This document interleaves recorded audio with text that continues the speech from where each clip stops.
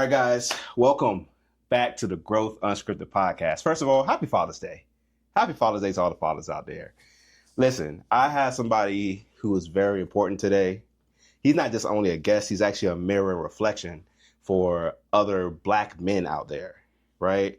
And he is somebody who is the owner and CEO of Men to Heal. And you see him repping the merch. Got to represent, you know? And he is somebody who is very powerful. And he's also been on TEDx as well. And honestly, I just been excited. Okay, I just been excited for this conversation. So I'm not even going to just keep on going on. Without further ado, James, welcome, bro. What's up, bro? Appreciate you for having me, man. I appreciate you for coming out. How you feeling today? Everything is good, man. Chilling, had an awesome event last night. Dates. Yeah. Right? Mm-hmm. Hanging with family today. That's pretty much it, man. Good. Because if I remember exactly, the event was about your game, Cheesy Dates. Yeah. Right? Mm-hmm. Can you tell a little bit more about what Cheesy Dates is? Yeah, so Cheesy Dates is a board game that I created during the pandemic for adults and couples to pretty much reconnect. So I'm a therapist. I got a practice in here in Richmond, Virginia. I'm licensed in the state of Virginia, so if you need therapy, reach out. I also can provide a resource for you. But during the pandemic, it was a surge in a lot of couples and or people who are single trying to get back in the dating field, but not necessarily know. And then for the couples, they pretty much were attracted to each other, but found out they weren't compatible after being stuck with each other for all that time period. So the board game is what I created, just two different card decks, pawn pieces, and dice, and then the board itself is 18 by 18. So one card deck is pretty much different questions that you can ask throughout your relationship and or if you're getting to know somebody. So it's questions on intimacy, finances, social issues, communication, sex, lifestyle, just so many different questions that tend not to come up until it's too late. And then there's another card deck of over 50 or 60 different date ideas, because sometimes you run low on spontaneity and you need that push. You get True. tired of going out to eat or tired of going bowling or to the movies. It's different date ideas that you can do to not only spice it up, but bring the connection back to you and your partner. So the board game is one of those things, man. You can play one-on-one or you can play with a group of different people and everybody chime in with their answers, but it's fun, interactive. Okay. I need to get that game. Yeah, but the event, though, I don't even mean to cut you off. No, The you good. event, though, we weren't actually playing the game. We weren't rolling the dice and moving the pawn pieces. It was more of a panel style with the questions. And the audience members who were there also get to bring their questions, whether it's from a perspective of a single person and or a married person. So last night, people in the audience were asking questions on how do I build a better relationship with my stepchildren? Like when you get there, you get an option to write your own question, drop it in this box, and we'll answer them throughout the night. Or we got pre-scripted questions that we just educate people on. So it was questions on what if I want to introduce somebody else in the bedroom? How do I tell my partner type situation? So the live events are definitely those good ones because it's educational. And it might be a question that somebody else has that they just didn't know how to answer, you know what I mean? Or know how to ask their partner. So just being in that atmosphere, you can hear it, and then on your way home or the next day, you and your partner can talk about. But I definitely want to get on the topic. Or just break the ice with each other and start building that communication bank. Okay. I like that. I appreciate you, bro. I definitely want to get on the topic on dating. Yeah. But I want to take a step back real quick. Sure. So, if I'm not mistaken, you lived in Brunswick? Nah, Virginia my whole life. Brunswick. You never been to Brunswick? County or Georgia? County. Nah, only time I was in Brunswick was for, I guess, when I went to St. Paul's College. Outside of that, that's in Blackstone, but that's about it? Yeah. I'm from Richmond, yeah. Okay, got you. So and you've been here the entire time? Yeah, no intentions to leave, yeah. Really? No intentions to leave at all? Nah, bro. Oh, man. You're a good one. I mean, I understand though, because I will admit, at least for me, it took a minute for me to, like, I guess you could say, find a value here for myself. I would say that, because I will say for like the longest time, it's been, for the longest time, I just figured that Richmond was just like a place like, hey, people just come here, they talk about working, they just want to work, work, work, and work, and work, right? But after a while, I realized like, oh, there is actual people that's like, I could say like my tribe here, but it took a minute. I had to actually go, into the communities, dive deep to even figure out what's going on. Yeah. And that's when I started realizing like, okay, there's some value here in Richmond for sure. There's definitely some value here, but I want to get into at an early age, like what, like, so I know you say your dad passed away at an early age, right? Could you go into a little bit like how, like, do you find out like how did he die at an early age? Like what pretty much happened? Yeah, I don't know. It was a medical situation, whether it was cancer or a heart attack or something like that. I don't know. I still never found that information out or never wanted to know. Or maybe I knew and just forgot. I mean, I'm 40 now, bro. He died when I was 5. So I don't remember those discussions, to be honest with you. Yeah, so I don't remember. I don't know if I inquired and knew and just forgot. Or kind of like, cause you was told like once and like, okay, and then just kept it moving. At 5, it wasn't, I don't think I retained that information. So. Understood. It's understood. So you became a ward of the state around 8, right? And emancipated between yourself. 8 or 9 or something like that. Yeah. Because my mom, she has, excuse me, she has epilepsy and, she was having strokes too. So she had strokes as well as epilepsy. So that wasn't a good combination. So, one day at school, whatever the case, it's like she had round-the-clock nurses during the day. But at night, of course, it was just her and us. Anyway, one day she was just unresponsive. And, of course, the state stepped in based on that because, hey, if you're unresponsive and who can take care of the kids or whatever the case is. So I'm the oldest of 3.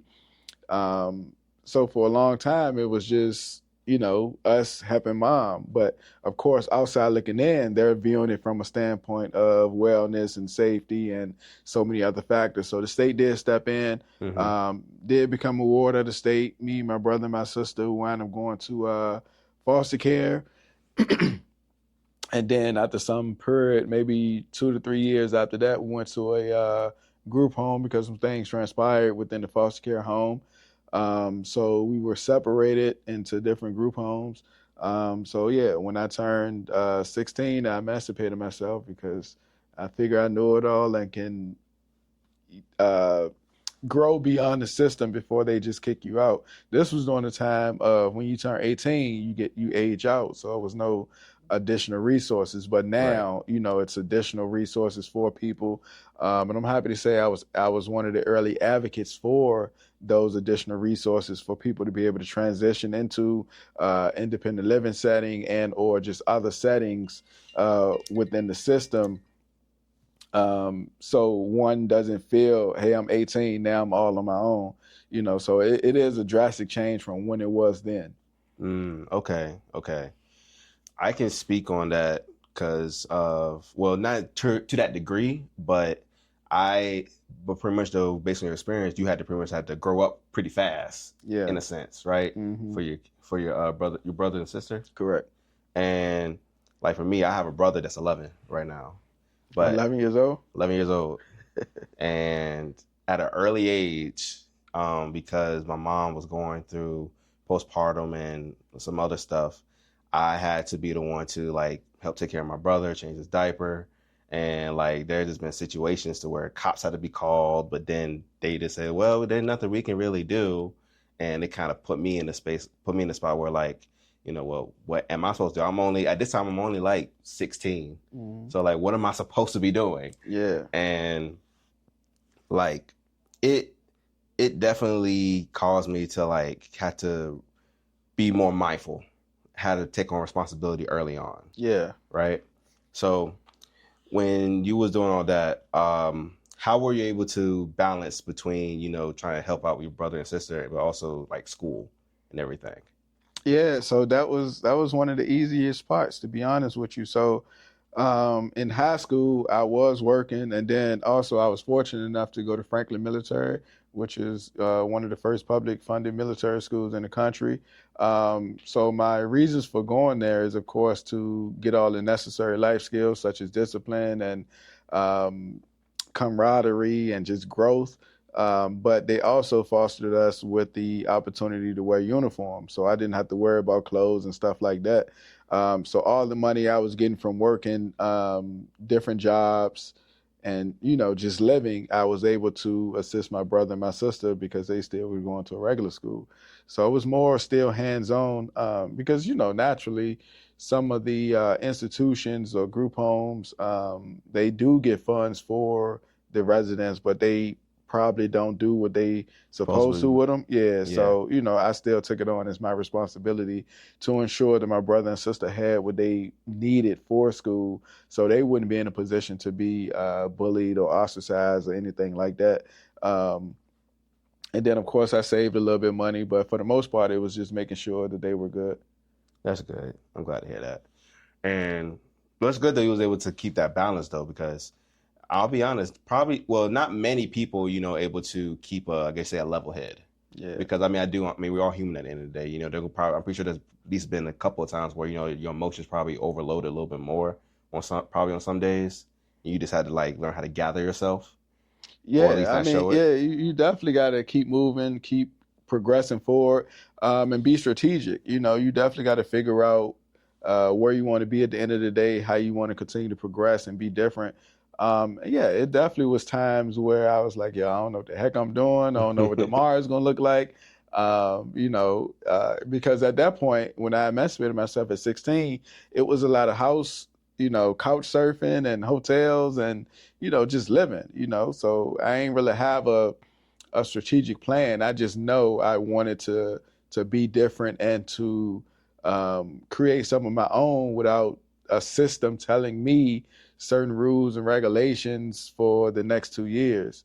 Um, so one day in the group home, man, I just decided like if they can feed you, they can starve you. So I don't want nobody to be in charge of how I, eat, not necessarily from a nutrition standpoint, but just from a life standpoint. Like if Right. somebody can give you something and you're relying on that, once they take it away, what's gonna happen? So I figure I just get ahead of it and feed myself, create for my own, be self-sustainable. So that's came to the decision of emancipation. And, of naturally they try to talk you out of it or, but at that point, and it worked out, wind up finishing high school, um, went off to college. My sophomore year, I decided to join the Army because even in college, obviously, I'm still homeless. So on winter breaks, Right. summer breaks, and stuff like that. So I went to St. Paul's College. There's only one male dorm. So my room was on the first floor. So during those breaks, I was able to sneak back into the dorm room. I had a George Foreman in my car and a microwave, and the fridge was obviously still in the room. So summer breaks, winter breaks, fall breaks, and all that, I would sneak back in the dorm, and I'd be good. Oh, Just you was yeah. Nobody, yeah, long nobody knew to do about what got going on. I'm nah, straight. like yeah, the one everybody was on break. I think it was like maybe a security guard or two there, but they was cool. They ain't really care. I don't know. I mean, it's not like you're causing trouble. It's like, hey, I just Yeah, need a place to what like I lay my mean? head at. Yeah, so it won't know it they ain't give me no static for it. And then I think the football team will wind up coming, you know, at some point, basketball team came at some point, so it just looked like I was supposed to be there. So it wasn't a big deal. But so my sophomore year though, I decided like, yo, I'm tripping. I ain't about to keep doing this. So that's when I joined the Army. Um, did 8 years, two deployments, one Iraq, one Afghanistan. The rest is history, man. Came back, finished my degree in clinical psychology. Then I got a master's in clinical mental health counseling. Then I got licensed practicum and residency and all that stuff. So when you was in the army, right? Was there something that possibly that's happened when you was when you was deployed out that kind of like put you on the path of wanting to pursue psychology? Nah, my my army experience ain't got well, post army experience made me want to pursue this field. But during the Army experience, nah, it was more for survival, man. I was just in a zone of they feeding me, they paying me, I'm getting these different skills. So for me, it was more of a survival thing. Um, it was good, man. I excelled, I guess, throughout the basic training and AIT phase. Like, I don't know if they still do it now, but earlier in the Army years, they had like this film crew that'll follow specific people throughout training. Uh-huh. So I was one of the ones selected for that just because of how I was navigating. Because you got to think, like, it was like I was there for survival for what I just told you, but it was people there who were like, who are true patriots. You know, I mean, want to serve our country. Oh, they Bro, were I'm like, cool with I'm doing gonna that. die for this today. Yeah, I'm cool with that, man. But look, I was there because like I'm trying to save this money and I'm start just a doing what career. I gotta do. Yeah, If I so gonna get myself out of it. yeah, so for me, it wasn't like, I guess the motivation was different, and the film crew or whatever selected me as one of those people. So like when it was time to shoot, when it was time to go in the gas chamber, when it was time to lead and do different stuff, I was one of the ones that was highlighted, in addition to several other people. Not to mention the fact that I was only one of like 5 black people within the whole unit at that time. So Gosh. yeah, so basic training, man, it was fun. It was pretty dope. But yeah, for me, it was survival.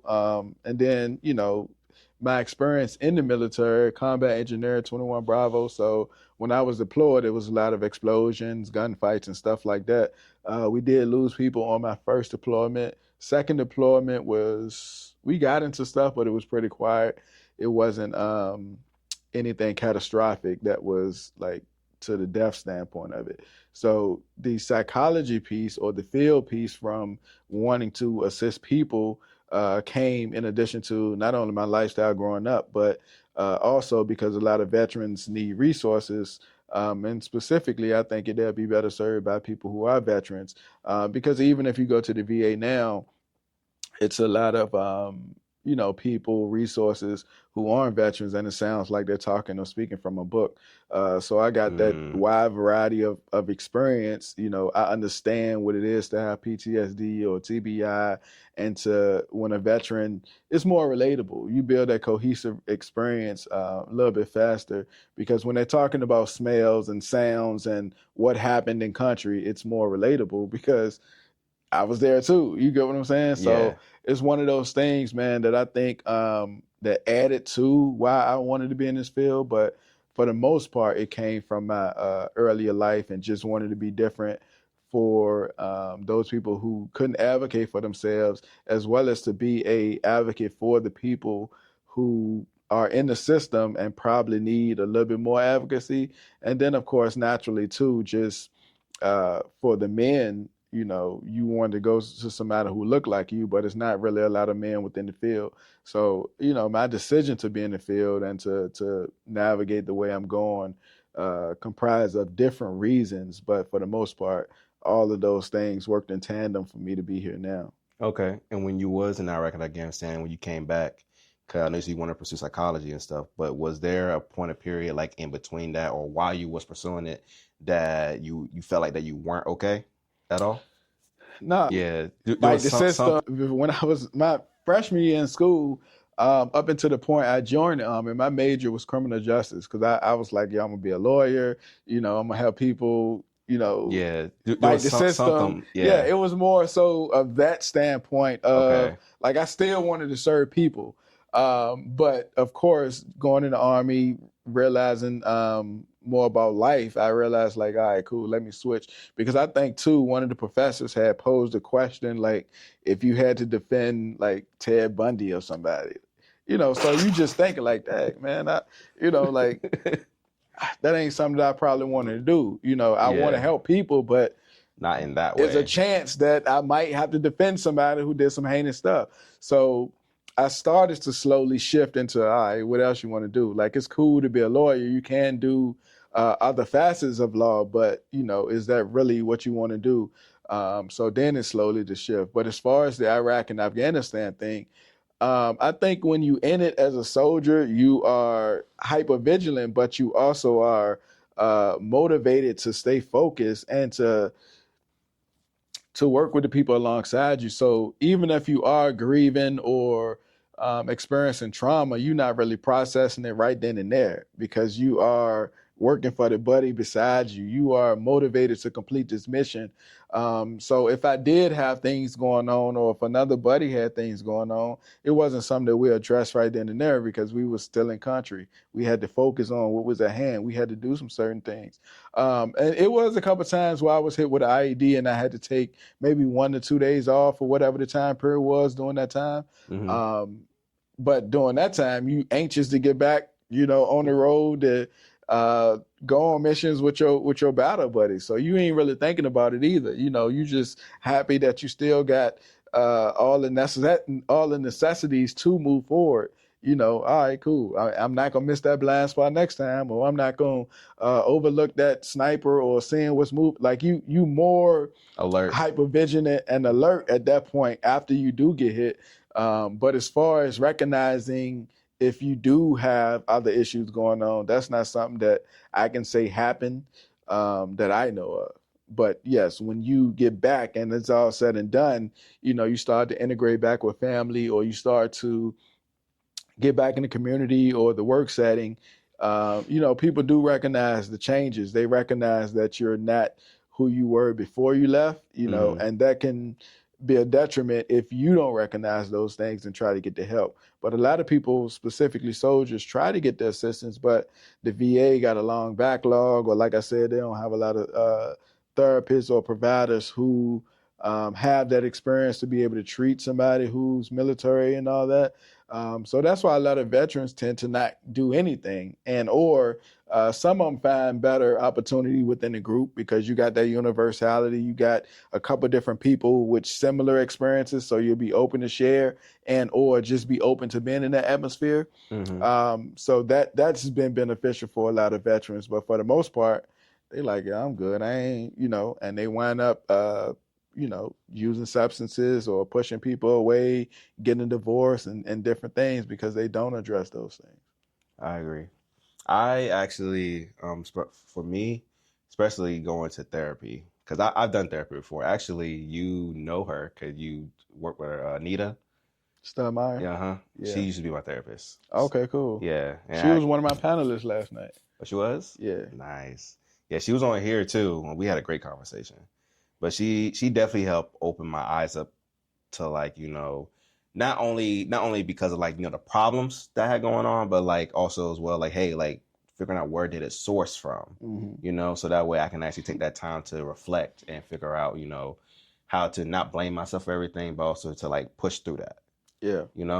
and so now we're going to get on the topic of healing and everything. For a 25-year-old who thinks depression is a woman's thing, how do you get past that wall in the first 5 minutes? Well, it's gonna take more than 5 minutes, but a lot of men still feel that depression is a woman thing, just based on a couple of different reasons. One, a societal standpoint. Um, how the visuals of depression, whether it's in social media and or just Hollywood poor depiction, because Mm-hmm. right now if you think about depression, you probably can envision a little frail white girl sitting on the couch eating a tub of ice cream. So if you are this big athlete or this dominant male figure, you thinking like, yo, that's not me. But the education side of depression, just trying to reintroduce them or educate them overall on what depression is. So that's what I do within my sessions. I tend to, of course, build that cohesive bond first so they'll be comfortable. And then when I do call them on certain things or educate them on certain things, it's not like a struggle for them. So when I say, hey, boss, when was the last time you ate? How's your sleeping? Are you able to get good night's rest? Are you waking up in the middle of the night? Are you having difficulty falling asleep or staying asleep? Um, any loneliness, isolation? Are you avoiding people that you normally associate with, hang out with? Are you not doing things that you typically previously do? Are you feeling like hurting yourself or harming yourself? So when I'm talking to them about basic questions in conversation style or just pretty direct, they start to respond, and then you identify what it is. Hey boss, like, that's depression. Now that we know what it is, we can treat it. We can assist you in navigating this. We can pinpoint what changed to make you defer from all those things, or we can also try to assist you in moving forward. Like, how you processing your feelings right now? What transpired to make you feel that way? So it's different things that I do to introduce them to or educate them on what depression is. And also with men, it's another part of depression, the anger and irritability piece, so that's something that has to be addressed as well. So I tend to do that, help them focus, help them realize, like, it's not just for women, or it's not just for cheerleaders. Like, you can have these symptoms as well. So when we have that deep dive discussion, they do realize, like, oh man, I didn't hang with my teammates after practice like I normally, or yeah, last night I tried to sleep, but I kept waking up, tossing and turning, or I do been feeling like it's just me, and I, you know, don't really got nobody to depend on and all that stuff. So when we start talking through discussion, it tends to come out, and then I say, yo, this is what it is. This is how we can. I would say that was one of the things that it was a problem for me. It was a problem for me before, but I don't let it get to me if they're in a constant toxic environment as well. Because I would say that was one of the things that it was a problem for me. It was a problem for me before, but I don't let it get to me like it is, like how it used to, especially when I was growing up. So like it caused me to admit that, like, for me, I lived with my mom and stuff. Like, I'm in a constant household of women. Growing up, it made me think, okay, is this really when I was growing up? So like, this is how women is? Do they act like this all the time? Stuff like that, because it was giving me like a bad representation of how women they operate. First and foremost, growing up, it made me think, okay, is this how women is? Do they act like this all the time? Stuff like that, because it was giving me like a bad representation of how women. But it's just that for those who been around it constantly, there are times when I start, like, be able to go out more and be on constantly loud all the time, nagging all the time, yelling and all that stuff, and they makes them really don't want to, like, well, I don't want to open up, because last time I did try that, I either got cussed out for, or some men who got used against me as constantly loud all the time. So some men decide to, like, just remain quiet. But I don't want to open up, because last time I did try that, I either got cussed out for it or break past that. If a man is like, constantly don't really want to showcase their feelings because they know it's gonna get weaponized, to, like, just remain quiet.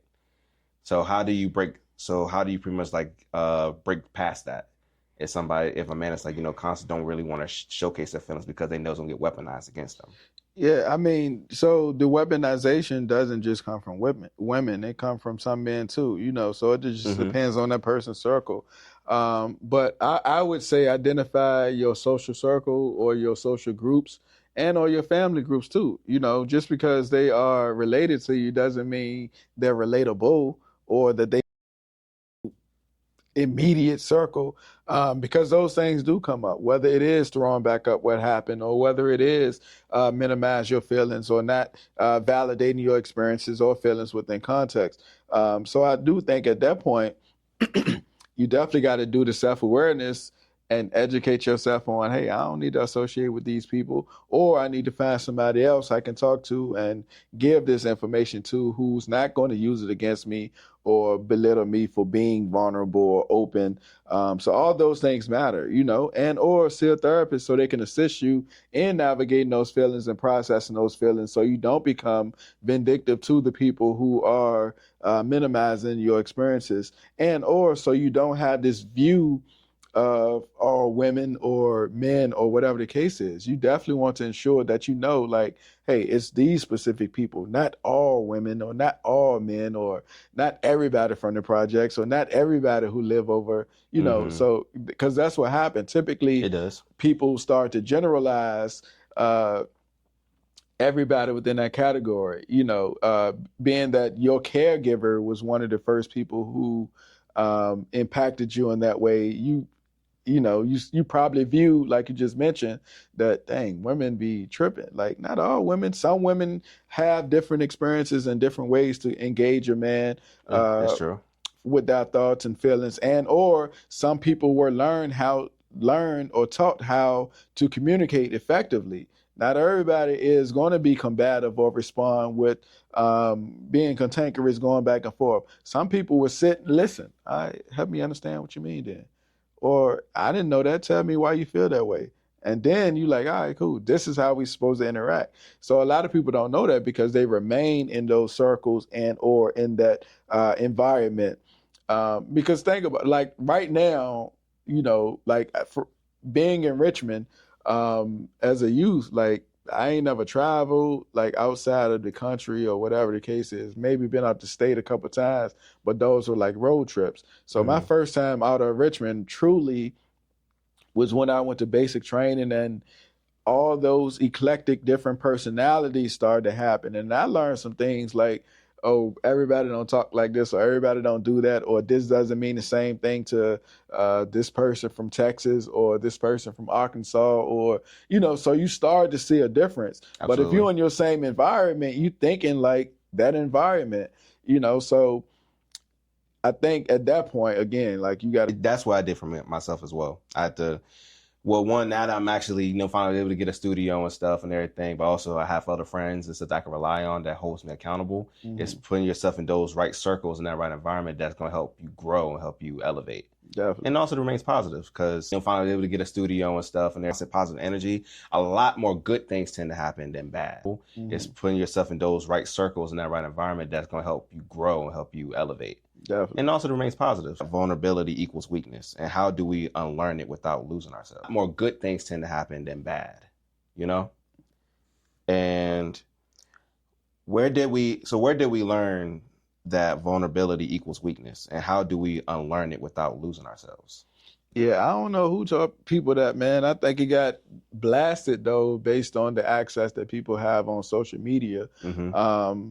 And I guess within specific households, you grow up putting additional pressures on the boys or men based on what you think will foster them to be more macho or have this machismo, so they won't be soft or they won't be taken advantage of. And then, of course, on the inverse of that, that equates to not expressing your feelings, not being as vulnerable as you could, or just shutting down, or not being as expressive as you could. So those things, I think, in the lessons of trying to ensure that this male is not stoic, but, like dominant, it transferred to the knowledge of that, masculinity, it equals those specific things. And then, of course, it just added based on the fact of Hollywood and social media and things like that.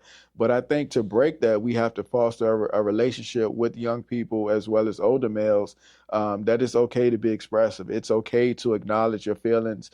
Something I say in my settings is feel your feelings, not just those ones on the surface, but those deeper ones too. Because we want to break as many cycles as we can. Agreed.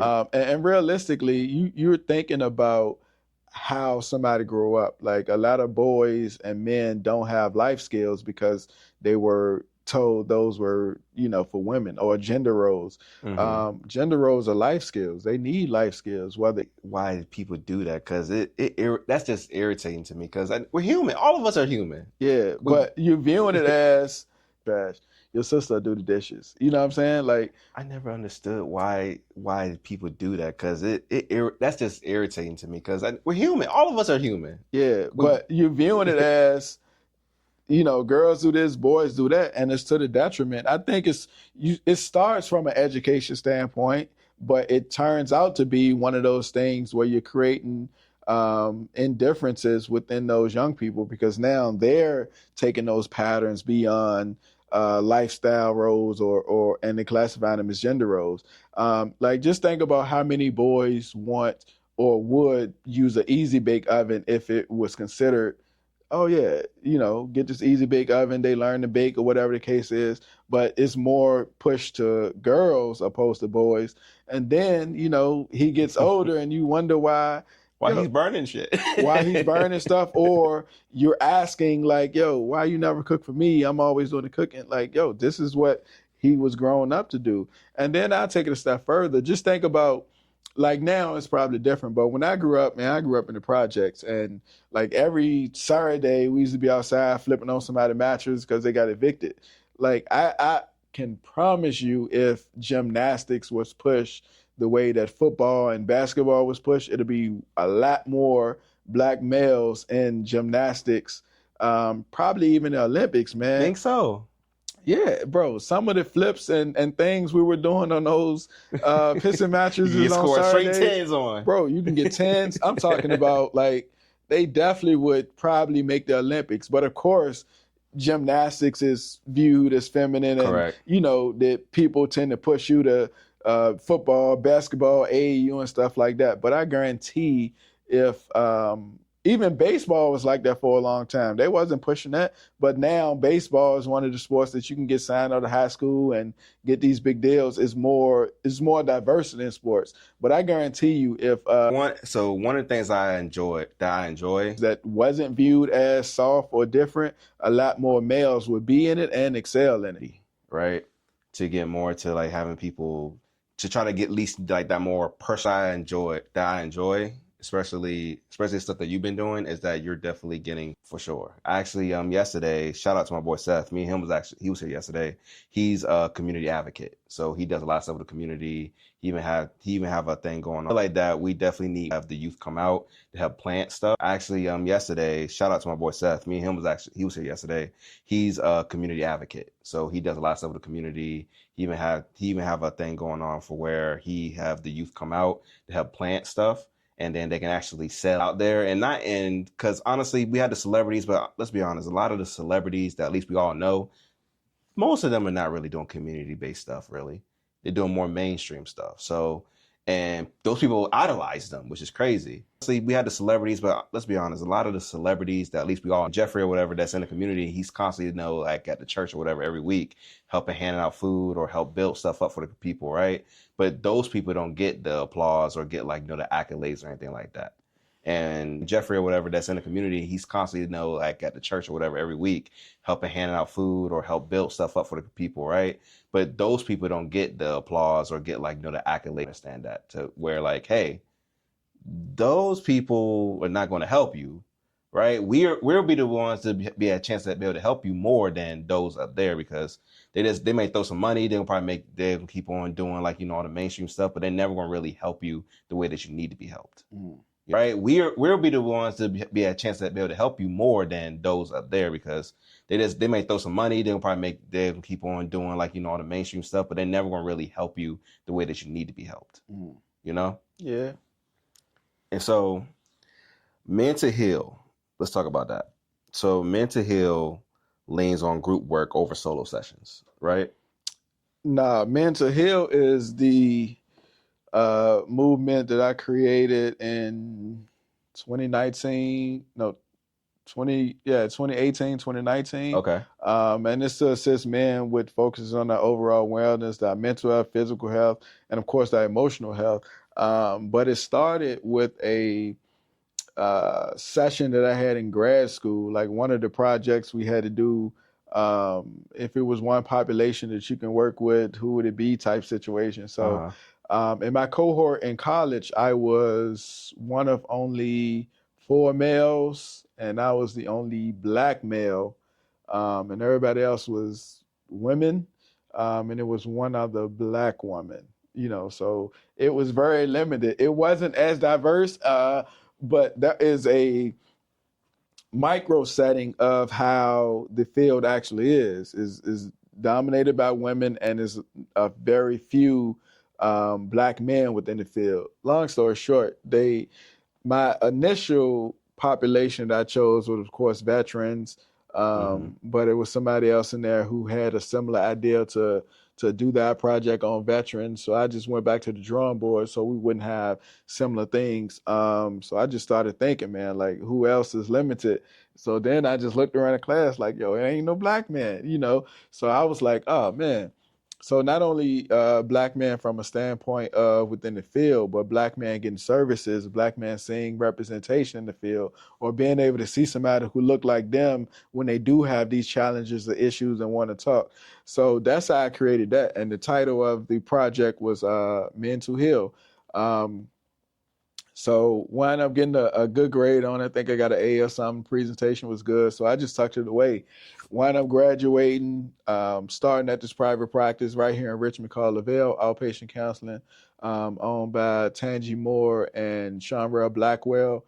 I was the only male on that staff for a long period of time. They did phenomenal work in the community for women. You know, they did retreats, they did Yanni steams, and just a lot of different stuff for women. So I used to always like, yo, when we could do something for the men, when we could do something for the men. And it went on for a while. And then at this time too, I was co-owner of an art gallery, the Well Art Gallery on Hall Street. Okay.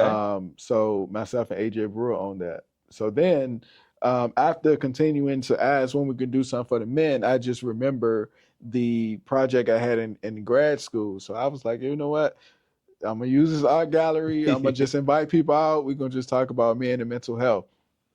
So I did that. It was like on a Saturday. The first one, it probably was about 35 different people there. It was men, boys.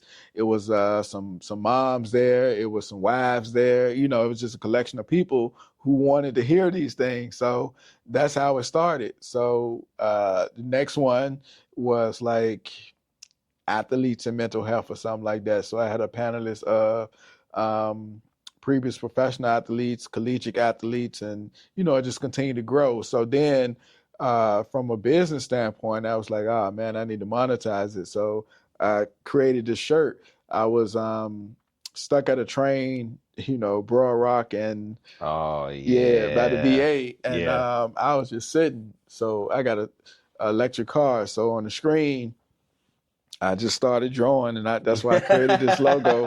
Took a picture of it. So that's the actual drawing. This is the actual drawing, yeah. Took a picture of it, sent it to my lady, Dawn, Cherry on Top Tees, and she did my shirt. So the next session that I had was I started wearing the shirt. And then it became like an advocacy piece and a statement piece because like after that, a lot of people like, yo, man, let me get a shirt, whatever the case is. And then I started selling the shirts because a lot of people were reaching out and they realized like it became one of those things of if you see the shirt, you can ask about it.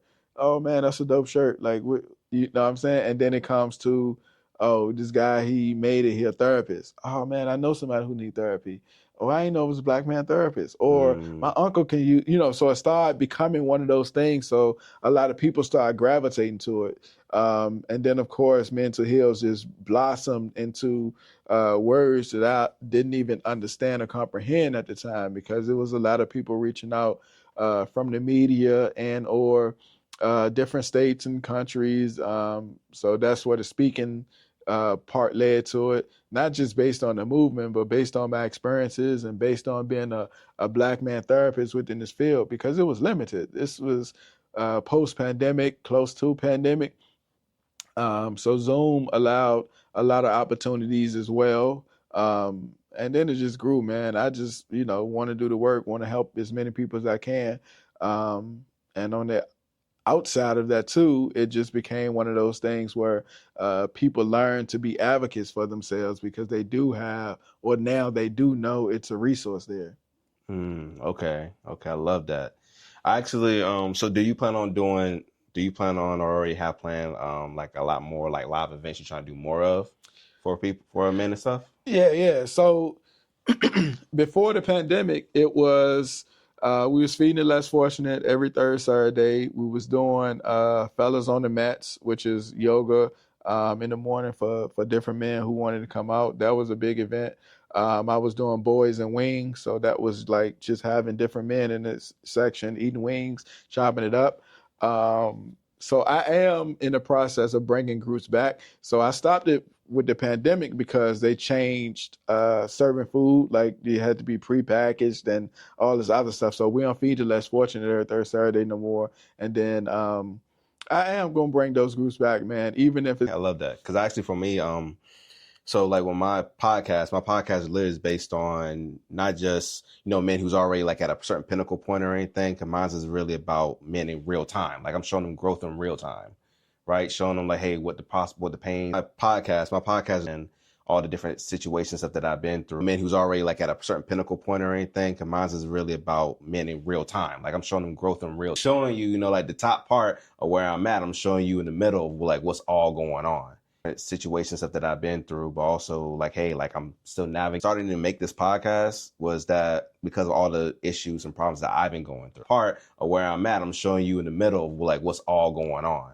It took me a minute. Because I'll be honest, I am pretty well versed in a lot of different topics. At first, I want to talk about relationships. Then I want to talk about business, but then I also want to talk about as well like mental health, because I've dealt with a lot of mental health. And because I'll be honest, I am pretty well versed in a lot of different topics. At first, I want to talk about relationships. Then I want to talk about business, but then I also want to talk about as well like mental health, because I've dealt with a lot of mental health. And like this is something I can speak on now because it doesn't feel tight in my chest anymore while I talk. We're literally between that and also as well like what my dad and my mom had going on, how stressful everything was for me at that time. I went toward like my dad had train tracks in the back of his house. And I walked in front of the train and saw the train coming. But my dad and my mom had going on, how stressful everything was for me at that time. I went toward like my dad had train tracks in the back of his house. And I walked in front of like I just really felt like I could really talk to no one. But right before the train came, my stepbrother pulled me away and stuff, and I just balled up crying. And like at that point, nobody I could really talk to, because I ain't gonna talk to a white guy about it, because he's not gonna fully resonate with me. To resonate with someone, I'm not gonna talk to a white lady. Well, maybe you should seek therapy and stuff like that. Be a black man or a black woman, one of the two. And so like for the longest time, because he's not gonna fully resonate with me, right? And like I'm not gonna talk to a white lady either, and black woman, one of the two. And so really like she didn't like try to come at it from a way of like, hey, why did you do this? But more so, hey, what led you to do it? What were some of the things that caused you to? She's really the only one that really like, she didn't like try to come at it from a way of like, hey, why did you down the barriers, and also stop trying to judge people, either things that caused you to like, that is honestly, you don't know what led to that person due to certain what's going through your mind. It doesn't dictate who they are, but at the same time, you got to realize that, you got to have give people grace, give them at least a chance to explain based on their actions. Because honestly, you don't know what led to that person due to certain, like just judging them off. It doesn't dictate who they are, but at the same time, you got to realize that, you got to have give people grace, give them at least a chance to explain themselves before you just immediately start, going at like just judging them off rip, Yeah, no, I got you, man. So I'm glad you still here. Unfortunate that you had to experience that. So hopefully now though you do have other avenues in which you can express yourself, and or you got the opportunity to get assistance when you need it. So if anybody out there who's challenged by that or having these thoughts or don't feel like they have a resource, definitely make sure you dial 988. That's the crisis hotline. 988, they definitely can get you resources within your area, or you can hit me up directly too. I do have a resource. What does accountability look international list on my website with different therapists. like? A guy as simple as like just checking on you if you need assistance as well. Nice. And what does accountability look like to you, right compared to like a guy as simple as like just checking on your bros? And is like, having like, do you believe I mean, accountability, when you saying like which part, what are you asking specifically? like, okay, they rather either play victim, or they use another reasoning or why they do what they do. Some men don't want to take accountability for their actions on why they act a certain way. They rather either play victim, or they use another reasoning or why they do what they do. Yeah, but I mean, they probably truly believe that though, because if you like I said, I'm 40, so if I use the excuse of I've been like this my whole life and nobody is saying, all right, when are you gonna change? Or nobody is showing me how to model a different behavior, I can use that excuse because I don't know. But the accountability piece is if you do have that circle or those people to say, yo, bro, come on, man. Like, are we still chasing women, or are we still doing the same thing every weekend? What you mean you ain't talk to your kids? Like, those things need to happen, but oftentimes they don't. So it just depends on, again, who you surround yourself with not only socially, but from a standpoint of mentally. You know, you can be connected with people in different states or whatever through social media, and they can be your accountability partners. Or you can be connected with people right here in your vicinity, and they can be your accountability partners. So I think the accountability piece is definitely important if you're getting the right people to hold you accountable, because some people hold you accountable and it's still to your detriment. You know, hey bro, we said we was leaving Friday at 7 o'clock. You know, What's going on? we still ain't, that still ain't a growth factor. We still, you know, tossing money and doing all this other stuff. Like right now, like last year or probably this year, I created a trust. You know, so all my properties are in it and my businesses are in it, my insurance and all those things. Smart. Yeah, but a lot of people don't know about wills and trust and all that. So if we having a discussion and you talking about going out or getting these new shoes or whatever, I'm one of the people like, bro, like, what's your legacy look like? You know what I'm saying? Did you set up a will? You got to trust. All that money you spending on these rims or whatever the case is, like that's depreciating. Why you don't put money into XYZ? You know, so for me, I'm one of those people who do question and or try to bring things to light that you may or may not know, and go from there. You know, and some people want to hear it and some people don't. I don't really view that as an option. Like I view it as I'm gonna tell you anyway, you know, and then they take it for what it is. And most of my circle or most of the people I encounter, they appreciate me for it because they'll later come back and be like, yo, you know what? I was tripping. I did the research on XYZ and the same amount of money I was gonna put over there, I can put in here. And, you know, I was just talking to one of my homeboys the other day about CDs, you know, that his bank might offer because he is like the way he had his money. I was like, yo, you can garner more interest if you just store it in CD for 6 months to a year.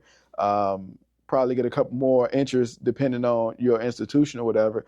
So he was like, nah, man, I'm good where I'm at, blah, blah, blah. So he was like, I'll just look into it. Wound up looking into it, and it was maybe 2 points higher interest rate wise from his traditional savings. Okay. So he hit me up the next day, like, yo, bro, I appreciate you. I'm gonna go ahead and transfer stuff here. You know, so little stuff like that. Like I ain't push him to say, nah, you tripping. You got your money sitting anyway. Just get the CD. I was like, all right, cool. I just felt that I needed to educate him on it or alert him to it. And then of course there's other opportunities too. If like if I see you, if I know you're in a relationship, I see you doing certain things. My friend Poot, shout out to him because me, him, Yeah, you're a good friend. Yeah, you are a good friend. Of course. And people sometimes don't want to. Well, we don't hate each other, but like he knows it's coming from a place of love. Yeah. So like we don't try to like, you know, come out to each other's necks or nothing like that. But it's good to have friends like that. Mhm. Those how you know. That's how you know you have really true friends. Because they're not just going to we don't hate each other, but like he knows it's coming from a place of love. Yeah. So like we don't try to like, you know, come out to each other's necks or nothing like that. But it's good to have friends like that. Mhm. Those how you know. That's how you know you have really true friends. Because they're not just going to just tell you what you want to hear. They tell you what you need to hear. Yeah, definitely. You know, and let's talk about then the topic on for dating. I've actually been seeing there has been now some men now who different issues going on with dating. On this thing now to where they're not paying for, they don't feel like they need to be paying for any dates or anything like that for a woman, especially they don't know that if that's going to be their future wife, right? But you know, from the opposite side, there's some women who believe, well, they should be spending money on me, right? Mhm. Paying for any dates or anything like that for a woman, especially they don't know that if that's going to be their future wife, right? But you know, from the opposite side, there's some women who believe, well, they should be spending money on me, right? Mm-hmm. So I want to know your thoughts on that. I don't think anybody should be obligated to spend money on you or for you. I definitely think it has to be that decision that y'all come up with together. What I mean by that, if from his standpoint, if he is saying, all right, you know what, I'm gonna be traditional, we go out, I got you, cool, that's on him. But if it's somebody else who's saying, hey, listen, like, we go out, we gonna go Dutch until we become serious. Like, I think there's many layers that can happen. I don't think it has to be what society or social media is telling you to be. I think it depends on you and the person you're talking to. And she or he also will have the opportunity to say, you know what, I ain't really trying to go.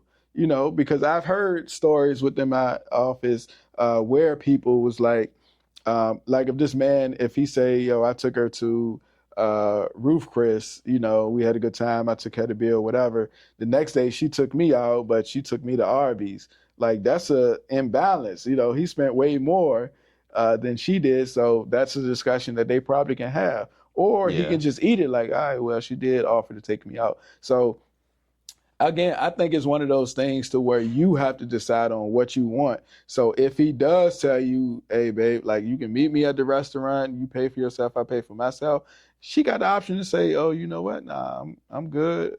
I'll go with somebody who's going to pay for it.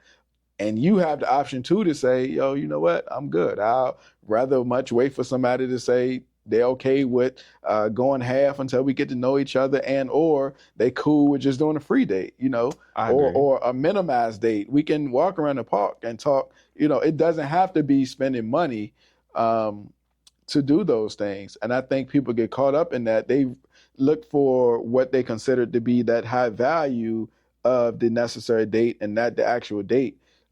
Because it's been so many times that people went on dates, spent all this money, and they wind up taking the food home or not even eating it. Like, yo, we could have literally went to the park, or we could have went to Starbucks and talked, but they thinking, oh, he took me here, he must got it. Nah, that could have been that man last. And it was on him to say, like a lot of tangible stuff more. That was his choice at the end. Yeah. And like you said, most of them do listen to social media. They listen to people don't think about value no more on the right things. They think about there's a lot of tangible stuff more so, right? And like you said, most of them do listen to social media. They listen to the problems and stuff, or the problems or the issues of what they say a man or woman is, and then they run with it. And I've seen a lot more men now. I'm not sure if you heard the term, but there's men now that's becoming financially celibate. Have you heard that term? Nah, bro. I don't be like. Listen, my social media is so limited. I post once a day and I be out. Keep it going. Yeah. So my social media is one of those things, man. It's just a tool and a gateway to connect with people. Like, whoever get the information. Like, I don't have a team. I don't do nothing extra. Like, if you look at my IG, like, you can't tell me if you ever seen me since the inception post more than one day. You know what I'm saying? I post that one post in the morning and be gone the rest of the day. Like, I'm sure like my social media would be out of here if I did more action steps towards social media and or did different things to keep up with the algorithm. Bro, I don't care about that. Like, I'm living in real life, not the virtual world. Again, I just want to help people. So I throw whatever I throw up that one time and be done with it. And as far as keeping up with trends, man, I stay away from that stuff because too much of anything, it can deteriorate you. No, so I agree. You definitely should moderate your uses on social media, whether that's people that you're interacting with, things that you're consuming. Like, that has to be in moderation. Like, I don't want too much of anything. You know what I'm saying? Like, even now, my relationships on social media come from different therapists, different authors. I ain't really into the other stuff. That's straight to communication tool only, pretty much. Just post and go. You know what I'm saying? If somebody, like, if I see something that's of a solid characteristic, then I like it every now and again, or try to support where I can. I'm not saying I don't do that. Right. I'm just saying, like, for me to keep up with the latest trends, like you're about to speak of, and I don't do that. I don't listen. I'm clueless. So I'll put it this way. So for me, I don't desk scroll like I used to. I used to desk scroll. Yeah. But now also too, I was able to allocate my algorithm. So at least I'm not seeing a whole bunch of buffoonery. So it's actually just valuable stuff if I ever do this. Be celibate and hold their body to melt. Like, I seen one of the things was that some men are becoming financially celibate. So that means that they're not paying for the woman at all until they become marriage. Yeah, and just like women want to be celibate and hold their body to marriage. They're like, that's both our choices. I'm sure it's some women who heard that was like, oh no, I'm good then, and we ain't got nothing to talk about. And I'm sure it was some men that said, oh, you know what, you still pushing, I'm good. So it's just both our rights. They got both of them have that option. And what you say about the men who the men who wants to date, but they know though they internally not mentally right there, like mentally there Yeah, yet. still do the work. I don't think that's a male specific question. I think that's a person question. So not only Agreed, for it the is. men or for the women, like if you feel like you want to date but not mentally ready, still do the work on yourself, because those issues that you didn't resolve will come up in this new relationship and or while you're growing this relationship. So you don't want to be in a situation to where now you are dating somebody and now they revealed themselves to be just like the last person, just like the previous person. And that's what happened. You didn't do the work on yourself. So you wind up meeting somebody who is the same person as the last person, just a different visual and a different name. But you keep going to you keep getting the same result over and over again, Basically, though. yeah. So if you do the work and realize, like, why am I attracted to people like that? Or why am I looking for people with this characteristic? Or why are these people treating me this way? So just take a step back, do some reflection, do some soul searching, really identify who it is that you want, who you want to present that you're attracted to, because that's the thing too. Like if I'm presenting a certain image, certain people are going to be attracted to that. If I'm truly being my authentic self, you're going to attract those people who you truly want. Like if like just think about how many people are naturally eclectic but don't dress a certain way. You ain't mixing your plaids and your patterns because you think somebody gonna talk about you, or you True. think it's not fashionably acceptable. So now you are putting on solids or whatever the case is. This is just a mini example. But just think about if you went out with the polka dots, you went out with the stripes or whatever, and you meet somebody who's just expressive and artistic as you. Now y'all can connect on a different level. Or just think about the people who are into like anime, who like is scared to say they're into anime or whatever. I love anime. Yeah, okay? that's cool. And that's my day one. That's actually saved me a lot more times than one. That's what I'm saying. Somebody who also is into anime, y'all can bond over there. Y'all can talk about that. But if it's dormant and not expressed, this person don't know that you into it, and then y'all start dating and she found out that you into it. She like, oh man, you spend all the time watching anime or whatever, opposed to you expressing it, you meeting somebody who's also equally into anime. And that's what I'm saying. Like, so as long as you're being your authentic self, you can attract people who are going to authentically like you, opposed to you putting up this shell, this front. That's based on you not accepting yourself. Just be yourself. Do you believe then that more people should start going back out there to like trying to date, like try to find their person instead of swiping? I mean, I don't have an issue with swiping. I just have an issue if you are solely looking for one thing, or if you're not being genuine in your searches. Don't set yourself up for failure. Again, like it comes back to who I am. And who I want to attract. Because even if you're swiping, that means you created a profile. That means you put up pictures.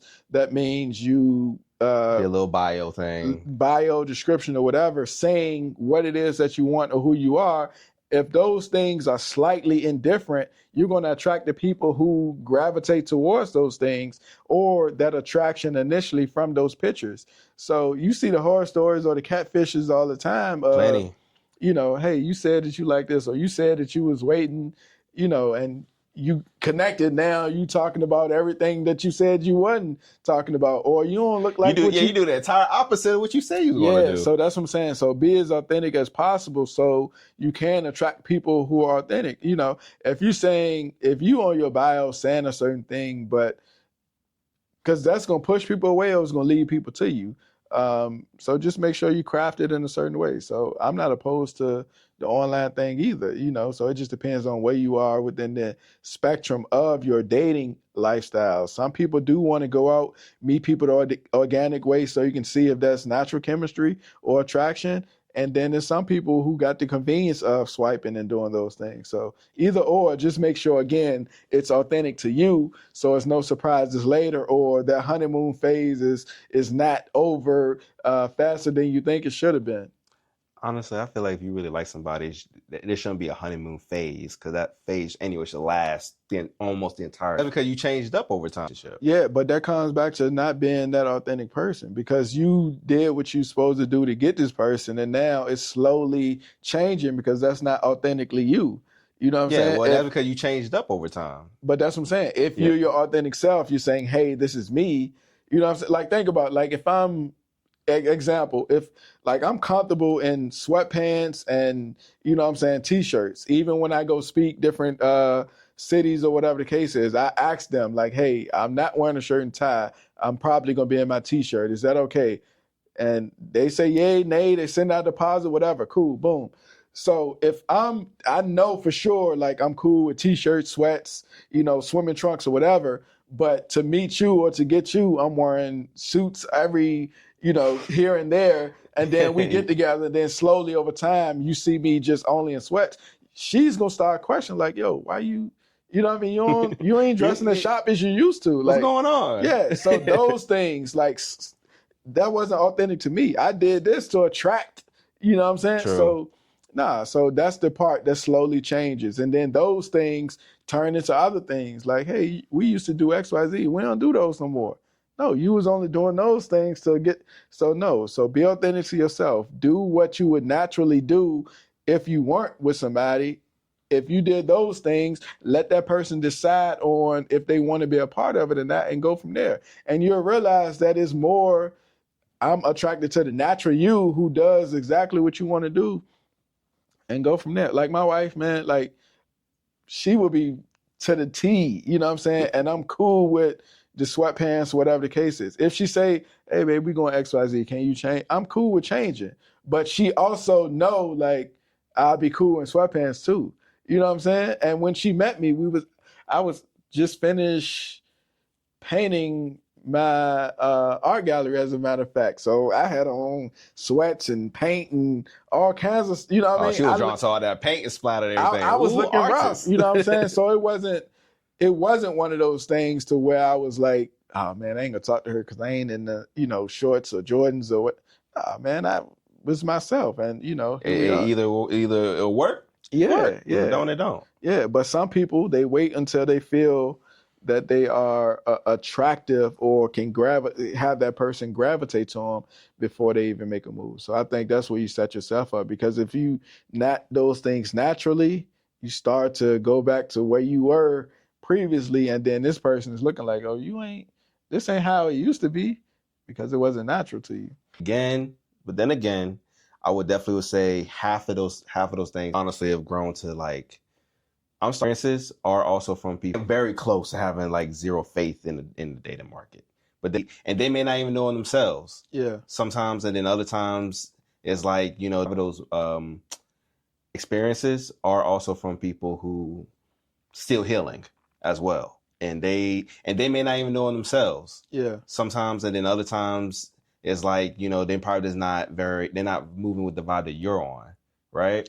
No, you definitely got to do the work. Men or women arguing with each other, yelling at each other, slashing tires. The dating pool now is, at least a lot of people saying it's trash, is because a lot of people go into these relationships or try to be in one. And you got people now who are on the verge of each other, yelling at each other, slashing tires, beating on you and all that stuff. And it's like, well, these people never took the time to actually learn from their mistakes or at least heal from them. But I had a couple more people now who are on the verge, literally now going overseas to find their partner now because of these experiences. Yeah. So we're about to wrap this up, but I had a couple more questions. Yeah, go ahead, Will. So you turned foster care and PTSD into a movement, a book, a hub, and a business. How do you tell a man his pain can become his purpose without making it sound easy? Truth is, it's not easy, man. But when you're focused and determined to be better than how you grew up or what you're seeing around you, I think then that becomes your motivation. But don't let that motivation or ambition be something that stunts your growth either, because also when you do that, you tend to move the goalposts for yourself. And now you feel like, you on this constant cycle of trying to have certain provisions, and that's another thing too, that men are told to provide and protect and all those things. But that can simply look like just being a common, decent man of just working, taking care of your family and going home. You don't have to strive to get whatever the bar is of excellence. Do what's best for you and your family at that time. And I think people get caught up of, I got to have more. I got to have more. And that not necessarily based on them, but Western society is more of a capitalistic society, and It it's more is. of an individualistic society and not really a collective society, which is to our detriment. Because if you think from a standpoint of community, it used to be, from what I remember growing up too, it used to be you can borrow from your neighbors. You can, it used to be an iceberg lady, a candy lady in your I used to miss neighborhood. the iceberg Yeah, lady. and it used to be somebody doing a Oh card man. social on weekends. Now it's just you and your partner hanging out on weekends, or you probably got this circle of friends that hang out, but it's not really that collective how it used to be. So, but that man too, who has this pressure on him to say, "Yo, I want to get more. I want to get more." You running yourself ragged. It's okay to rest, recover, process, and then look around and see what you already have, and ask yourself, "Do you really need more? Like, or is that something that you're telling yourself because you were told that you have to have a certain elite status to be a great man, which unfortunately you don't." Like, just think, it was just in the news recently that Elon Musk just crossed over $1 trillion. Like, it's nothing he Yeah. can do with that.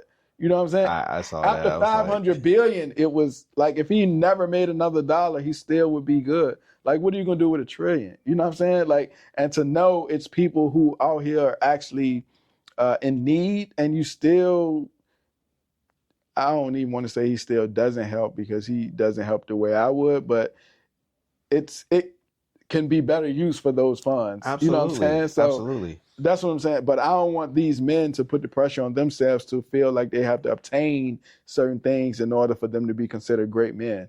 You don't. Because it's somebody right now thinking like, if I want to make $1,000. Boom, they made that $1,000. What's the next thing they're saying? You know what? I I can got make 10,000, exactly. And now 20,000. you continue to move the goalposts, and before you know it, you doing all this running around. Your kids like, "Yo, I had this game, you ain't come," or your wife is saying, or your partner is saying, "Hey, we supposed to do XYZ," but that's what I'm talking about. So just look at what you already have. You might already be there, but some people get caught up on, they keep moving that goalpost, and before you know it, it's a wrap. Or, hey, I got one job, I can afford to work part-time here, or I want to do XYZ. I got this one podcast, I need to make another like, yo, you moving the goalpost for yourself. Like, you accomplish this goal, accept it, and reanalyze and go from there. I'm not saying don't continue to create goals and accomplish them. I'm saying at some point you have to realize, like, you obtained enough and you're still a good person. Don't continue to feel like you're less than or inadequate because you don't have what somebody else has. I set up my daughter to be well established, so that way, Sure. if something were to ever happen, Lord forbid, whether that's early or later on in life, I just want to make sure that, hey, at least when I go, at least I know that she's good, and whenever she has kids, her kids and kids established, so that way, Sure. if something were to ever happen, Lord forbid, whether that's early or later on in life, I just want to make sure that, hey, at least when I go, at least I know that she's good, and whenever she has kids, her kids and kids and so forth is good. Yeah, that's cool, but you also got to remember how you're doing that. It's some people who have that same mindset. I want to make sure my kids are good, but you never see your kids because you're constantly working. So they I gonna know have you all got this. They you got to gonna find a have all this balance. material stuff, but they're not gonna have you. You get what I'm No, saying? I agree. I agree. Yeah. It's like it's finding that right balance to where That you make not still only the doing your right part. balance, but is it really worth it? You done created $1 million for them. Now they don't want no part of that. You wasn't here for my birthday, or you wasn't at my practice, or you won't. Your money is cool, but I needed you. So those are the things I think has to be in the forefront. So yes, that balance is definitely important, but also identifying the fact of, yo, you know what? I can build my children to be self-sustainable for themselves. Because even still, like, if you got this $1 million that you're giving them and you didn't teach them how they should be financially literal with it, they're gonna just blow the million anyway. You know what I'm saying? So it can go either way. So I definitely think, again, don't put all those additional pressures on yourself. Me knowing that feeling, I've been making sure so far that I haven't missed not one thing that my daughter had going on. Like how it feels to, like, for your parent to miss out on your games and all that stuff growing up. So Mm-hmm. me knowing that feeling, I've been making sure so far that I haven't missed not one thing that my daughter had going on, and Yeah. I'm still continuing to do that as well, no matter what. So like for me, but I will say beforehand, like maybe 4.5 years ago, yes, I would just, I just need to do this, do this, do this. But then I was spending less and less time with my daughter. But also I'm still taking care of whatever I need to do with her mom and everything and stuff. I had to realize like, okay, you know what? You're right. So then I started changing differently. So that way I make sure I'm still showing up for her and doing what I got to do and being supportive. Don't wait until the eulogy. So who were you thinking about when you wrote Turning Myself Out at the same time? And your TEDx talk. So your TEDx talk was called Don't Wait Until the Eulogy. So who were you thinking about when you wrote that? Man, that TEDx, I forgot what year I did that. But it was 3 years ago. 3 years ago? It was 3 years ago. It was up, then they took it down. So whoever was in my cohort. Yeah, I saw the view count. Like, that doesn't make sense. Yeah, so whoever was in my TEDx cohort, they took all the eyes down. I think it was something was wrong with, it was some issue, and then they reloaded them. So, because the views was crazy, and then they took it down. Now it's getting back. But yeah, so oh my God. Don't wait for the eulogy, man. I was just simply talking to all the men out there who want to hold other men accountable or want to be held accountable or needed insight on certain things as far as being a male is related. So a couple of highlights in there. I did say you got a lot of boys that you hang out with, party with, but nobody's holding you accountable. Just think about, like, there's somebody there that's going to need somebody to hold up that casket. You know what I'm saying? Facts. You didn't hold him up when he was here and alive, which was unfortunate. Like, if you know, so it was just different things in there that I was talking about, man, that I wanted to put a highlight on how people can navigate, specifically men navigate while they're still here, opposed to waiting until the eulogy. Like, you know, you go to a funeral, everybody got something good to say about you. Always. You know what I'm saying? Like, everybody who come up to speak, he was this great man. He did this. I appreciate it for all that. Like, where was you when he was here at his detriment? Like, tell him all that stuff to his face. Telling him all that stuff, or you seen him spiraling, didn't confront him on it, or didn't hold him accountable to it. So that's pretty much what that comprised of. Just me being or providing insight, you know. And a lot of people reached out after that talk too, because they did say, you know, man, I had to call my homeboy and let him know he was tripping for doing XYZ, or hey, I suggested this to this guy, and you know, hopefully it worked and all that. So it was one of them things to make you think, like, dang, man, am I definitely say that my accountable? Can I confront somebody and we now have an argument? I just tell them how it is, and hopefully they really knew what to say. If they said anything, they gave like the most generic response possible. Mm-hmm. And so what I realized is that not everybody knows how to handle somebody. Depression periods, nobody knowing how to handle somebody to say. If they said anything, they gave like the most generic response possible. Mm-hmm. And so what I realized is that not everybody knows how to handle somebody in those situations either. Yeah. And due to them not knowing how to handle somebody in those situations, that then leads to the person who is suffering to be like, well, nobody cares about me and nobody really wants to want to be around and stuff, because they don't really have nobody who knows how to handle those situations. And so they go silent and just let things be. Yeah, so it's on that person too who is having that issue to seek a response from somebody who know how to handle those things. Because like, you know, you want to be in a marriage to where you can tell your partner everything, but truly, can your partner handle what I'm about to tell them? They might start to spiral after that.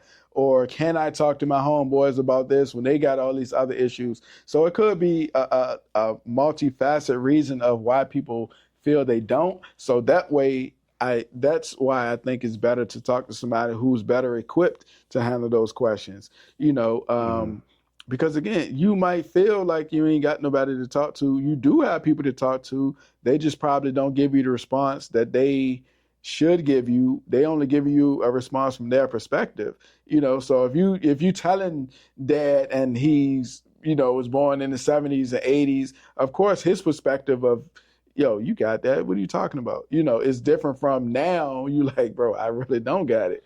You know, or if you're talking to your wife and you feel like, dang, I want to tell my wife this, but she gonna, view it a certain way, or it's gonna start an argument or whatever. Yo, your wife. So talk to somebody else, whether it's a therapist or maybe somebody at your church or something like that. So utilize people who are equipped to handle that, because everybody don't have the capacity to handle what you're probably Admit it, I really don't know. And it's gonna put you in a position to where you feel like, yeah, I can't talk to nobody.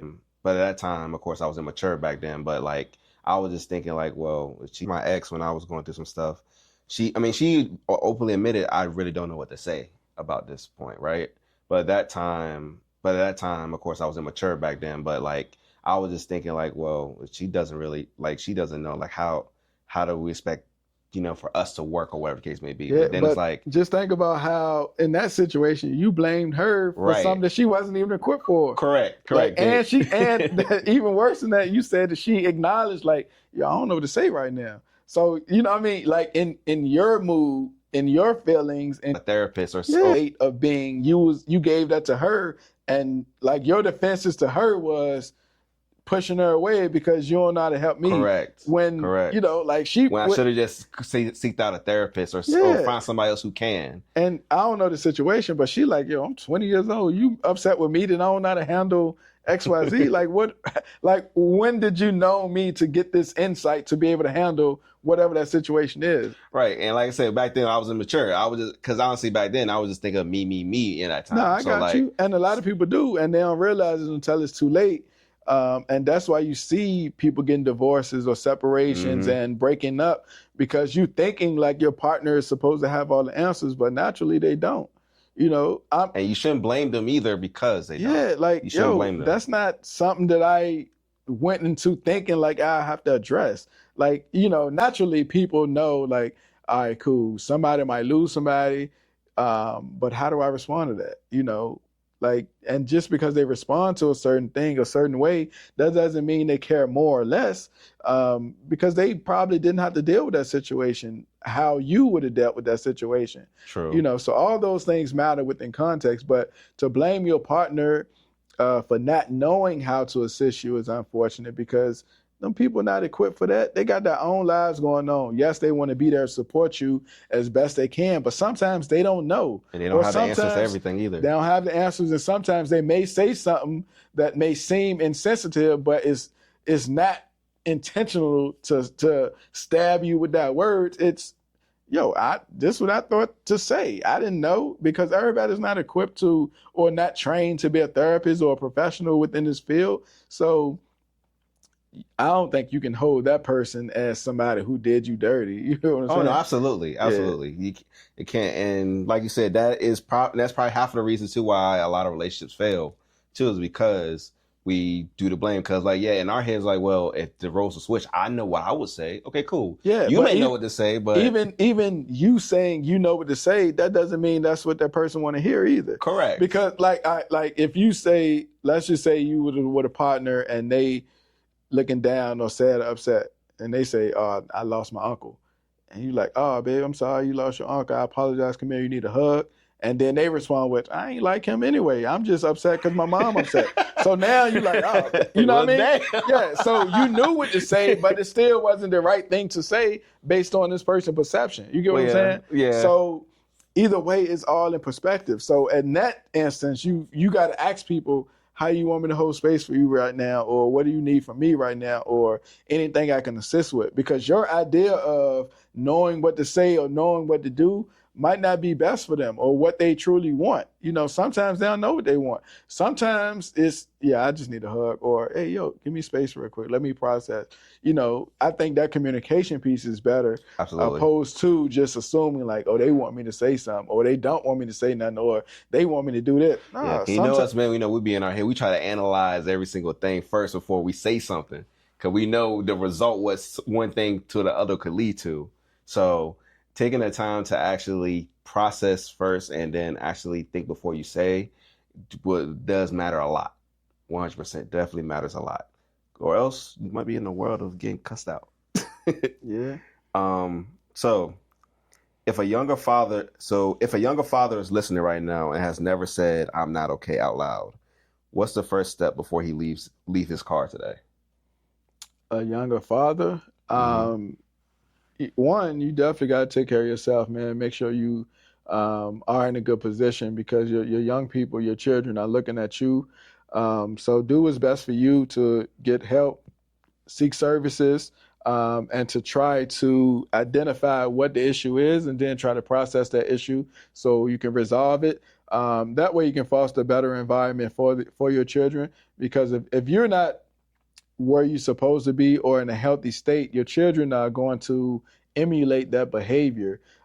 So if you are yelling and screaming and cantankerous, then your children are going to believe that's how communication is supposed to happen. Great. But if you are self-aware enough to know, like, I'm not feeling myself right now, let me at least deal with this and or communicate to my children, hey, dad got something going on right now. Give me a couple of minutes, I'll get back with you. Or, hey, I'm gonna help you as soon as I finish doing what I'm doing. Like, if you can do that, I think your children will be in a better space. It's when you don't do that, you put that shield up, you put those blinders up, and you know, against the world, and then that relays, that displacement anger comes towards the children and or your partner. That's when the issues happen. You yelling at your children for no reason, for something that somebody else supposed to got that anger, or some other situation supposed to got that anger.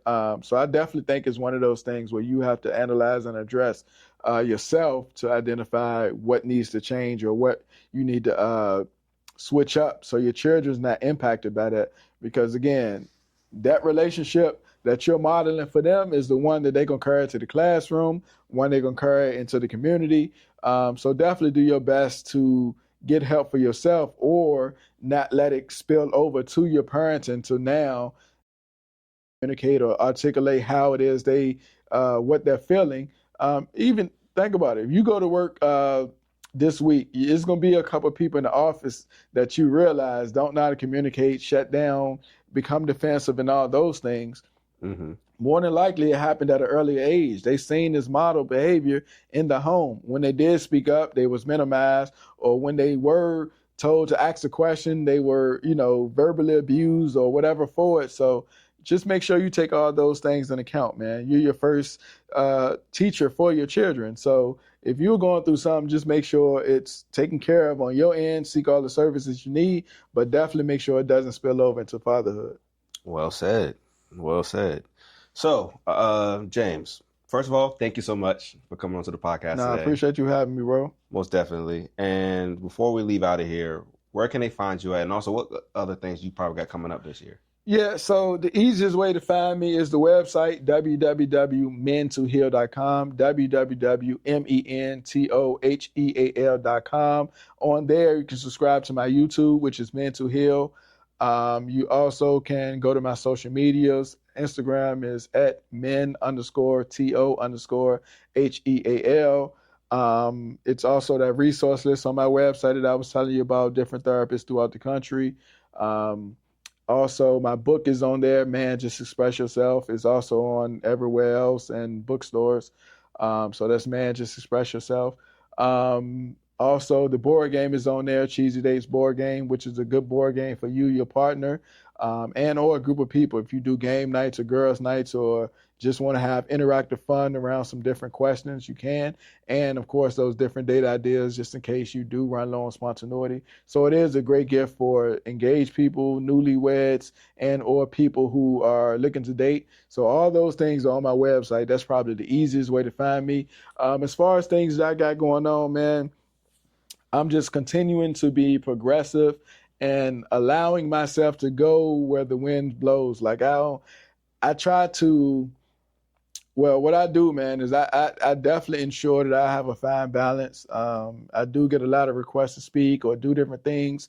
So I just, you know, align those things with my daughter's schedule, and go from there. You know, if it fits in, it fits in. If it doesn't, it doesn't. I'm appreciative of all the opportunities, but I tend not to uh, make checklists of things I want to do, because you know, again, you can become distracted or you can move that goalpost, and that's not what I want to do. Right now, I'm at a comfortable place. I'm not complacent, but I am at a state of I'm good. Family's good. I'm good. Serving the community in different capacities, and I know my limits. So as far as what's coming up next, you'll just have to catch it when it come up. Hey man, you're only 40. Right? 40. I just turned 40 in March. Oh, happy belated birthday. Thank you. Yeah, so his young bones ain't working like it used to be. Hey, man. But he's still getting it. Yeah. Well, look, thank you so much. And also, for those who have chimed in today, I appreciate y'all for listening. Make sure to like, subscribe, and also leave a review down below. And also, if y'all have any certain topics y'all want me to talk about, definitely make sure to drop them in the comments. And also, I do read the comments, so please let me know your thoughts. But other than that, we will see y'all on the next one. Peace.